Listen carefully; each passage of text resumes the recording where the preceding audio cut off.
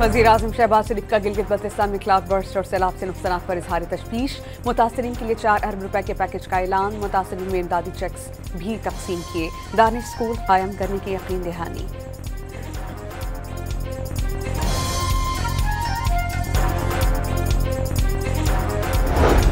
मुल्क में कल यौम इस्तेहसाल कश्मीर भरपूर तरीके से मनाया जाएगा। मुल्क भर में सुबह 10 बजे 1 मिनट की खामोशी इख्तियार की जाएगी। वज़ीर-ए-आज़म की मंजूरी से काबीना डिवीजन ने नोटिफिकेशन जारी कर दिया।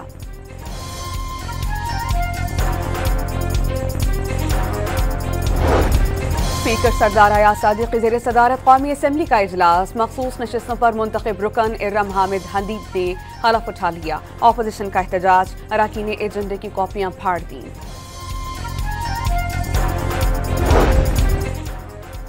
नफरतें इतनी बढ़ गई हैं कि एक दूसरे की बात सुनने को तैयार नहीं। जब तक बात नहीं करेंगे झगड़ा चलता रहेगा।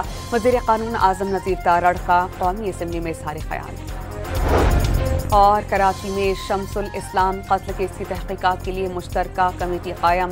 सिंध हाई कोर्ट, बार, पुलिस और प्रोसिक्यूशन के नुमाइंदे शामिल।